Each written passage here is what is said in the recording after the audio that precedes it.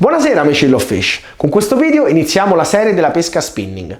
È una serie di video che parte dalle basi per chi si sta approcciando a questa pesca, con lezioni molto semplici, fino a lezioni molto più interessanti, molto più complesse, ad esempio quelle sulla luna, sulla marea o sui posti dove si deve andare a pescare. Con questa serie vi ricordo di iscrivervi al canale se non lo siete e di attivare la campanella per non perdere nessuna puntata. E così cominciamo con questo primo tutorial. Allora, oggi parleremo di come preparare la canna da spinning e per farlo utilizzeremo tre elementi fondamentali: lo sgancio rapido, il finale e il trecciato, e il modo in cui li andiamo a comporre per realizzare la nostra montatura, che è semplicissima.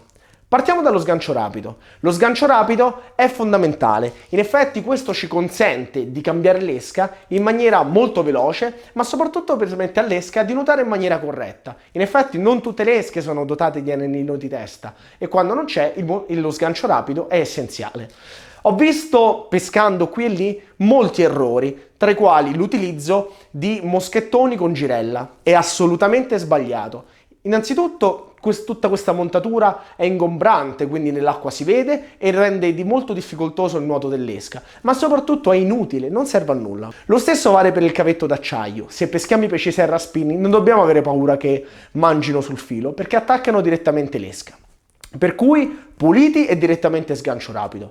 Dopo lo sgancio rapido ovviamente c'è il finale. Il finale lo colleghiamo direttamente allo sgancio rapido con un nodo Palomar, che reputo essere il nodo più efficace tra tutti quelli che ci sono per collegare il filo a uno sgancio rapido o a una girella.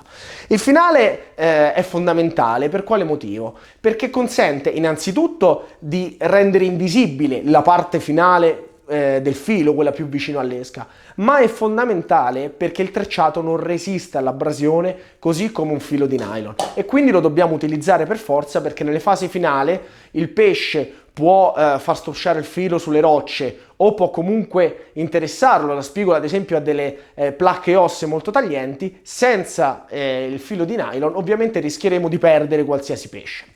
Qual è il diametro del finale che andiamo ad utilizzare? Questo dipende moltissimo dal luogo e dalle condizioni di pesca che stiamo affrontando. Per insidiare spigole con esche piccolissime, con siliconi, in acqua interne o col mare calmo, io vi consiglio addirittura uno 0,25. Fino a salire, mano a mano che le condizioni diventano più difficoltose. Per i serra, col mare mosso, con le rocce diciamo molto appuntite, possiamo utilizzare addirittura uno 0,50. Il mio consiglio personale? Per le spigole andiamo da un 25 a un 35, per i serra possiamo andare da un 35 fino addirittura a un 50. Le eccettonni fanno eccezione perché ovviamente si vanno a utilizzare diametri sempre più grandi.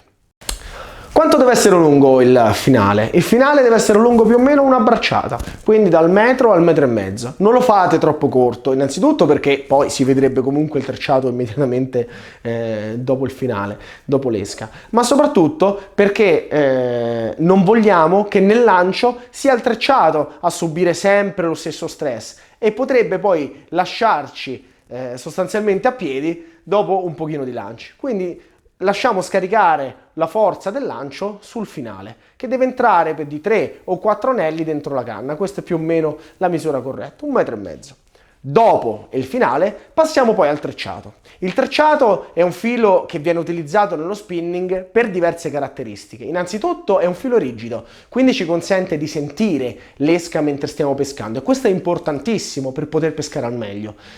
Ma soprattutto è un filo che ha un carico di rottura eccezionale con un diametro molto piccolo, quindi possiamo caricare molto filo nel mulinello e quindi se peschiamo dei pesci importanti non dobbiamo aver paura di finire il filo, ma soprattutto ci permette di fare dei lanci lunghissimi. Il trecciato però ha una caratteristica: deve essere un buon trecciato. Non spendete soldi per trecciati economici.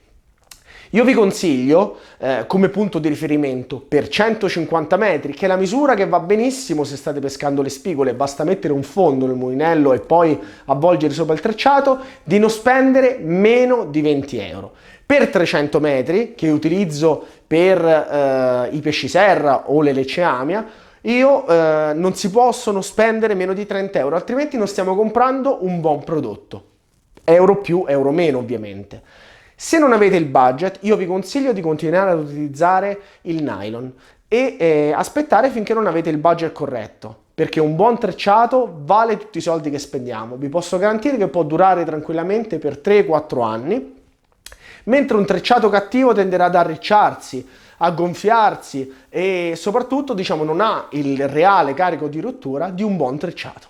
Per quanto riguarda il diametro del trecciato, io vi consiglio dal 15 alle 20 libbre per le spigole e dalle 20 alle 30 libbre per i pesci serra, non saliamo oltre. Per le lecce, ami e tonni ovviamente il discorso è a parte e ci saranno dei video appositi.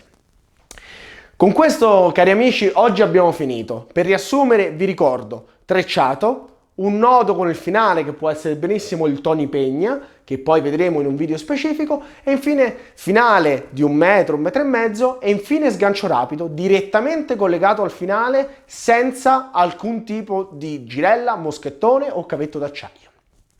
Detto questo, vi saluto, vi aspetto al prossimo video dove parleremo delle canne da pesca e delle caratteristiche delle stesse.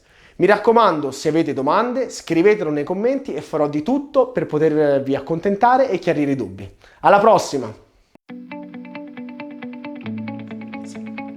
Per questa lezione vi ricordo, iscrivetevi ed attivate la campanella, così quando caricherò le prossime lezioni non dimenticherete di seguirle! E cominciamo subito! Lo vedremo in un video apposito, ma lo sgancio rapido... Ricominciamo. L'ho messo sotto sopra. Chuck 8. Buonasera amici Love Fish. Con questo video iniziamo la serie di appuntamenti di che? Dai! Preparazione Chuck 4. Buonasera amici Love.